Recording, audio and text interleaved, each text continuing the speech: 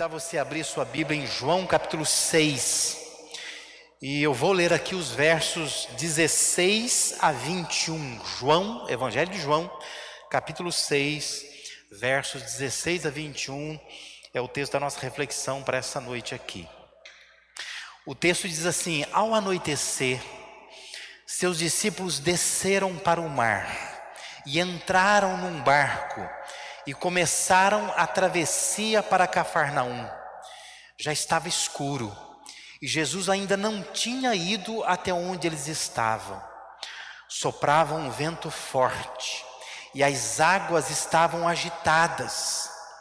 Depois de terem remado cerca de 5 ou 6 quilômetros, viram Jesus aproximando-se do barco, andando sobre o mar, e ficaram aterrorizados.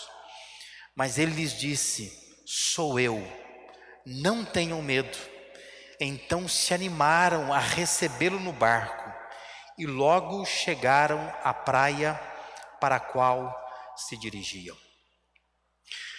Sabe que quando a gente compara estes versos com os primeiros 15 versículos do capítulo 6 de João, nós temos aqui um cenário diferente. Os primeiros 15 versículos de João 6, eles tratam de toda a atenção, todo o cuidado, toda a provisão de Jesus para com a multidão. É um evento mais público, em terra firme. Já esses versos que nós acabamos de ler aqui, eles contam uma situação muito mais privada, mais privativa, aonde os seus discípulos estão no barco, que são aqueles 12 apóstolos. Eles estão em alto mar, naquele mar da Galileia, e boa parte desta cena, eles estão sem a presença de Jesus. Essa cena faz parte dos 7 sinais que João selecionou no seu evangelho, O evangelho de João, ele é estruturado em torno de 7 sinais. Só para recordar aqui: é a mudança de água em vinho, é a cura do filho do oficial, é a cura de um homem que não podia andar, é a alimentação dos 5.000, é esse andar por sobre as águas, é a cura do cego de nascença e a ressurreição de Lázaro. São 7 sinais que João separa para mostrar como Jesus era divino, no seu evangelho. Bem, se os discípulos estavam no mar, onde Jesus estava? É bom lembrar que essa mesma narrativa, ela pode ser encontrada em Mateus 14, versos 22 a 33, e em Marcos 6, dos versos 45 a 52. O versículo 15 de João 6 informa que Jesus, ele foi para o monte. E conforme o texto paralelo de Marcos 6, 46, Jesus foi para o monte a fim de orar, vai dizer o texto lá. Então, essa descrição do que ocorreu ali, João detalha de uma forma um tanto trágica, Se você observar o texto aí, diz que eles estavam em alto mar, mais ou menos 6 quilômetros da costa. Era noite, o texto diz que já estava escuro, já era de noite. Diz que havia uma tempestade que os impedia de ir para outra margem ou voltar para a costa. E o pior de tudo, diz que eles estavam sem a companhia de Jesus, e por isso, evidentemente, eles estavam muito inquietos, com aquilo que estava acontecendo ali. Essas narrativas de João e outros evangelhos, a meu ver, são retratos da vida. Tanto do que a vida é, quanto daquilo que a vida deveria ser.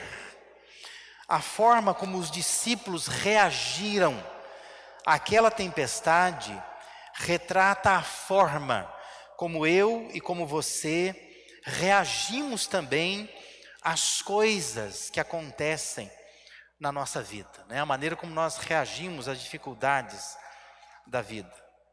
A forma como Jesus atuou naquela circunstância específica ali, retrata a forma como Deus atua, como Deus age em situações críticas. Queria que você prestasse atenção numa coisa. O que vai fazer diferença na sua vida não é constatar que desde aquela época as pessoas se desesperavam diante da dificuldade. O que vai fazer diferença para a sua vida agora é observar como Deus age nos momentos difíceis que os seres humanos atravessam. Eu creio que se nós olharmos para estas passagens como retratos da vida e focando nisto, o mais importante não é o que as pessoas estavam fazendo, não é o que os discípulos estavam fazendo, mas o mais importante é o que Jesus fez. Isso vai nos ajudar a viver melhor, a atravessar as tempestades da vida de uma forma melhor. Quando a gente olha para a humanidade hoje, coisas como depressão, ansiedade, amargura, estresse, angústia, compõem não só o vocabulário, mas sobretudo a vida, inclusive dos cristãos. E nós precisamos olhar para esse cenário todo, tempestuoso, escuro, esse cenário de crise, e entender que a crise é uma oportunidade de aprendizado. Nesses momentos críticos, nós podemos aprender um pouco mais, não sobre a humanidade, mas é um momento de aprender um pouco mais acerca de Deus. Não como nós reagimos, mas como Deus age em situações assim.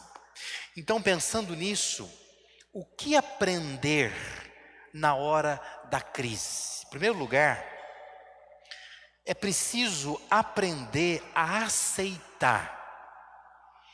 Nós precisamos aceitar que faz parte da estratégia de Deus, vez por outra, te deixar sozinho, me deixar sozinho. Observe que nos versículos 17 e 18 de João 6, diz que tomando um barco, aqueles homens, aqueles discípulos, eles passaram para o outro lado, rumo a Cafarnaum, quer dizer, eles entraram no mar e foram em direção a Cafarnaum. O texto diz que já se fazia escuro, e diz que Jesus ainda não viera ter com eles, e o mar começava a empolar-se, agitado por vento rijo que soprava.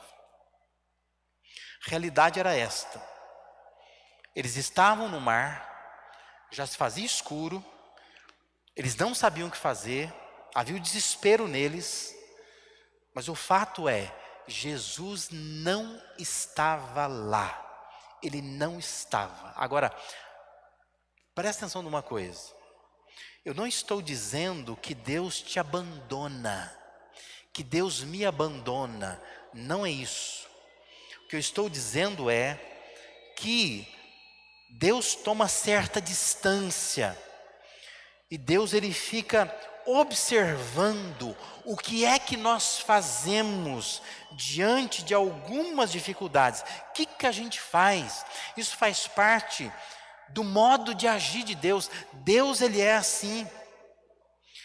Se você olhar para o texto paralelo de Marcos capítulo 6, versículo 48, vai dizer assim, ó, e vendo-os em dificuldade a remar, porque o vento lhes era contrário, por volta da 4ª vigília da noite, veio ter com eles, andando por sobre o mar. Ou seja, Jesus estava vendo. Eu não sei se o texto propõe a dizer que Jesus estava vendo no sentido de que de onde Jesus estava, ele conseguia olhar os discípulos no mar e conseguia ver, se é esse sentido. Ou se é naquele sentido que João vai usar no início do Evangelho, dizendo para Natanael, né, que eu te vi, né? No sentido de que alguma medida a onisciência de Jesus ela se fazia presente nesses episódios. Mas o fato é que o texto está dizendo que Jesus estava os vendo em dificuldade, quer dizer, isso não era uma coisa que ele não sabia, ele sabia. Mas ainda assim, por algum tempo, ele deixa os discípulos vivenciarem essa dificuldade. Lembre-se, o que vai fazer diferença para a sua vida agora é observar mais como Deus age nos momentos difíceis do que como os seres humanos reagem em momentos como esse. Só quero recordar 2 exemplos rapidamente aqui, para ilustrar aquilo que estava acontecendo com aqueles discípulos. O primeiro exemplo é o exemplo de José do Egito. Aos 17 anos, diz que ele tem uma experiência com Deus. Deus fala com José por meio de sonhos, ele fica empolgado com isso. Na verdade, José ficou eufórico com aqueles sonhos que Deus se colocava diante dele. Era Deus se fazendo presente em sonhos. Mas José nem completou 18 anos. O que houve com José? A Bíblia diz que ele foi jogado numa cisterna. Ele foi traído pelos seus irmãos, ele foi vendido como escravo, ele foi assediado por uma mulher, ele foi preso, ele foi esquecido numa prisão. Pergunta é, onde estava Deus? Numa ótica divina, e na ótica de quem escreve depois e observa o fato, diz que o Senhor era com ele. Mas no momento que José estava vivendo isso, humanamente falando, José se sentia sozinho, ele estava sozinho. Deus ficou de longe, Deus ficou observando José, Deus ficou esperando que o processo se concluísse na vida dele, até que ele tivesse maturidade suficiente para poder assumir o governo do Egito. 13 anos se passaram, Deus se aproxima de novo.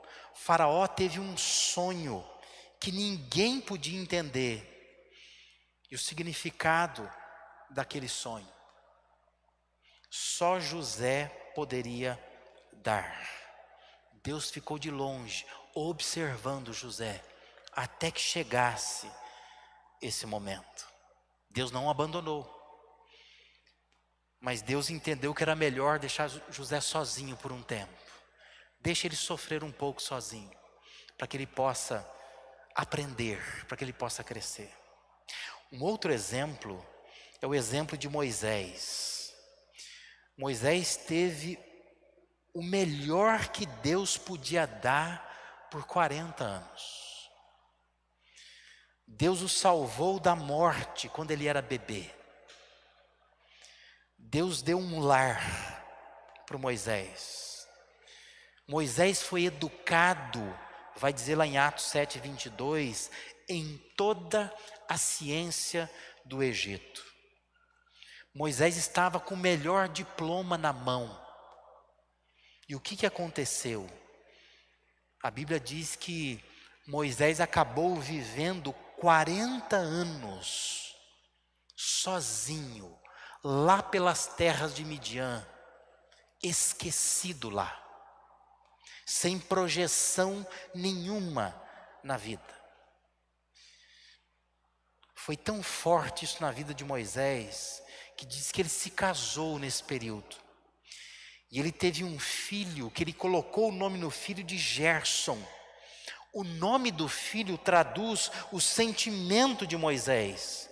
Porque o nome Gerson significa, eu sou peregrino em terra estranha. É como se ele dissesse assim, eu não sei o que eu estou fazendo aqui. Eu não sei. 40 anos sem saber o que eu estou fazendo aqui, com toda aquela formação que Deus permitiu que eu tivesse. Onde estava Deus nesses 40 anos? Observando de longe. Atos 7:30 diz que decorridos 40 anos apareceu-lhe no deserto, no Monte Sinai, um anjo, por entre as chamas de uma sarça que ardia. Deus tinha abandonado Moisés? Não, Deus não tinha. Mas a estratégia de Deus era deixar Moisés um pouco sozinho. Deixa ele um pouco sozinho. Alguém já disse que Moisés passou os seus primeiros 40 anos de vida aprendendo a ser alguém na vida. Depois ele teve 40 anos de deserto, aprendendo que ele não era ninguém na vida. E os seus últimos 40 anos é quando ele entendeu que quando ele se esvazia de si mesmo e se coloca diante de Deus, é agora que Deus poderia usá-lo de uma forma correta. Aceita isso. Aceita o fato de que faz parte da tática de Deus se afastar um pouco e nos deixar um pouco sozinhos em circunstâncias difíceis. Nós precisamos aprender isso. Momentos de dificuldade, momentos de crise são oportunidades de aprender como Deus age. Deus age assim. Nós precisamos aceitar isso. Segundo lugar, algo que nós precisamos também aprender em momentos como o que nós estamos vivendo, é aprender a aquietar. É preciso aquietar-se, crer que Jesus, de forma surpreendente, Ele vai trazer solução que só Ele tem, que nós não temos. Versículos 19 e 20 diz que eles, tendo navegado uns 25 a 30 estádios, né, que é uma medida da época lá, mas que para nós hoje seria 5, 6 quilômetros mais ou menos, eis que viram Jesus andando por sobre o mar, aproximando-se do barco, e ficaram possuídos de temor. E Jesus vai dizer então, não tenham medo, sou eu, né? O ditado popular diz que Deus tarda, mas não falha, não é? Mas na verdade Deus, Ele sempre chega na hora certa, na hora certa. É a hora que Deus vai chegar. Aqui Jesus chegou na hora certa. Quem é que podia imaginar que ele teria uma solução como essa? Se você olhar no versículo 22 aí na sua Bíblia, você vai ver que no dia seguinte, a multidão que está atrás de Jesus, ela descobre que esses discípulos, quando eles foram para o mar, eles deixaram um bote, um barco pequeno, amarrado ali no cais. Porque essa era a solução que eles imaginavam. Como é que Jesus vai até nós? Tem que pegar aquele barquinho, tem que vir até nós. Agora você imagina o desespero. Se você está no mar, o mar está tempestuoso, você tem na sua mente que nós não estamos conseguindo remar nem para frente nem para trás. O que Jesus tem para chegar até nós é um bote, é um barco. Se nós não estamos conseguindo, em 12 homens, você acha que Jesus sozinho vai conseguir chegar até aqui? Não vai. Esse era o desespero deles. Mas olha que coisa surpreendente. O texto diz que Jesus vem andando por cima das águas. A gente se acostumou tanto com isso, né? Porque se tornou uma coisa, é um ícone para nós, né? Jesus andando sobre as águas, uma coisa religiosa. A gente olha e fala, Jesus andou sobre as águas, né? Mas você imagina para quem está ali e vendo isso acontecer. Eu nunca vi isso acontecer. Jesus vem andando por sobre as águas. Não usou o bote que nós deixamos, não usou aquele barquinho que nós deixamos para ele lá. Ele vem numa solução que só ele tem. A gente nem imaginava que ele pudesse chegar até nós dessa forma. Jesus diz, olha, se aquietem, não fiquem com medo, eu estou aqui, né? Cheguei, né? Vi por sobre as águas.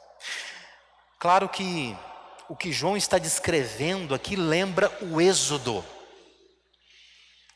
E se você ler com toda atenção o capítulo 6 de João, tem várias memórias do Êxodo, né? Em vários momentos ele vai remeter ao Êxodo. E aqui mais uma vez isso lembra lá o Êxodo, quando o povo de Israel atravessa o Mar Vermelho. E é interessante fazer um paralelo aqui, né? Se você voltar para Êxodo capítulo 14, versículo 10, diz assim: chegando o Faraó, os filhos de Israel levantaram os olhos, e eis que os egípcios vinham atrás deles, e temeram muito.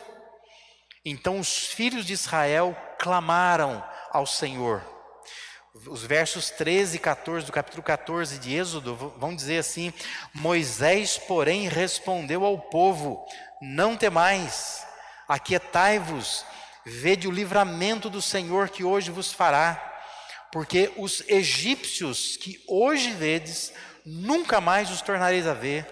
O Senhor pelejará por vós, e vós vos calareis. Não é uma coisa que Jesus está dizendo, né? Se aquietem, se aquietem. Vocês vão ver o livramento que eu vou dar para vocês, uma solução que vocês não estão nem imaginando. Lembre-se disso, que vai fazer diferença para a sua vida agora. É observar mais como Deus age nos momentos difíceis, do que como os seres humanos reagem.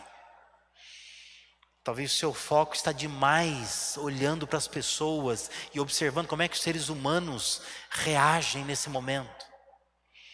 Mas esta é uma hora de olhar para a história que Deus deixou escrita e perceber como que Deus age.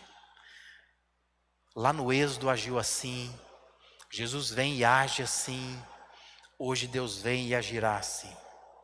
Por isso que Deus diz, momentos críticos, é momento de aprender a se aquietar. Se aquieta, fica quieto e aguarda a solução que Deus tem, que você nem imagina, mas Deus tem solução. Em terceiro e último lugar, momentos de crise são momentos para a gente aprender a se alegrar. É preciso se alegrar. Quando a gente vê que Jesus assume o controle da situação, a gente pode se alegrar. O verso 21 termina dizendo assim: então eles, de bom grado, o receberam, e logo o barco chegou ao seu destino. Aquela versão da NVI que eu li no início, diz assim: então resolveram recebê-lo no barco, e logo chegaram à praia para a qual se dirigiam. É muito curiosa a maneira como o texto grego descreve esse versículo. Literalmente o texto grego diz que eles queriam recebê-lo no barco. Por isso que a versão corrigida diz que de boa mente eles o recebem no barco. Porque a ideia é que eles queriam recebê-lo no barco, eles queriam abraçá-lo, eles queriam acolhê-lo no barco. Mas rapidamente o barco chegou à terra para onde eles estavam indo. Chega a ser engraçado, né? Se a gente fosse colocar isso num filminho ilustrativo, né? Talvez assim, aquelas forças dos remos, né? Que o barco está tentando chegar lá, e aquelas ondas empoladas, como diz o texto aqui, o mar tempestuoso. Mas quando Jesus entra no barco, é como se o barco tivesse um motor, e ele rapidamente chega ao seu destino.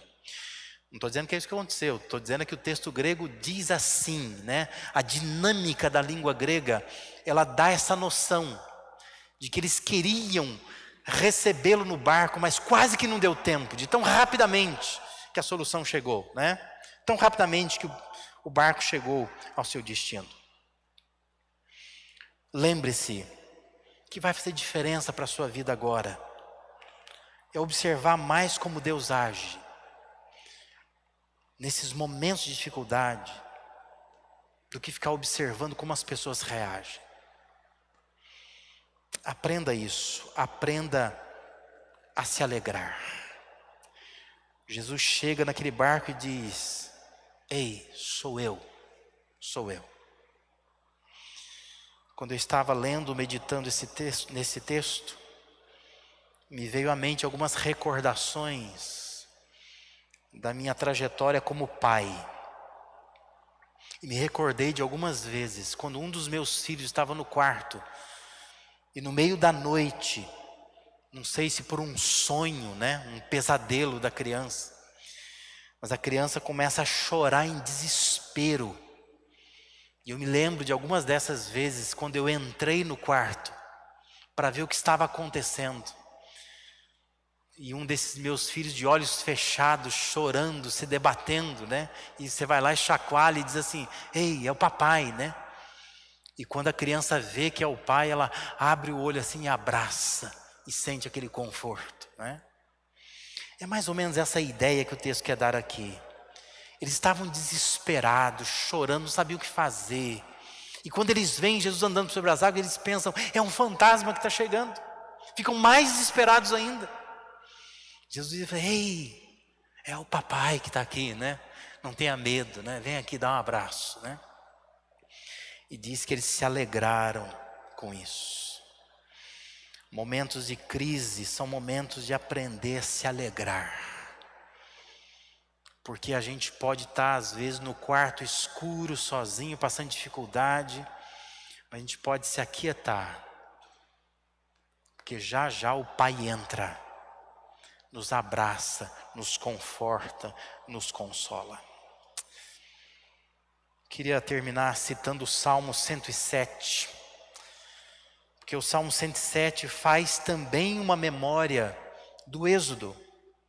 Versos 25 a 31 do Salmo 107, diz assim: pois ele falou e fez levantar o vento tempestuoso, que levou as ondas do mar.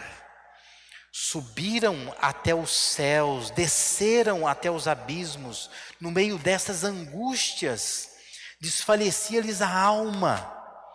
Andaram e cambalearam como ébrios e perderam todo tino. Então, na sua angústia, clamaram ao Senhor, e Ele os livrou das suas tribulações. Fez cessar a tormenta e as ondas se acalmaram.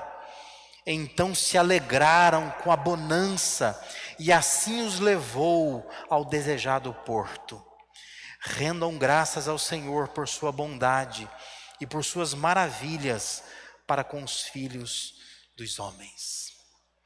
Se você não aprender a aceitar que Deus se afasta, por vezes, para que você possa amadurecer e se fortalecer em meio às tempestades, se você não aprender a se aquietar e crer que Deus tem sempre uma solução que nos surpreende, apesar da tempestade que a gente está vivendo, dificilmente você vai se alegrar quando vier a bonança. Você vai continuar reclamando do mesmo jeito. Alegre-se.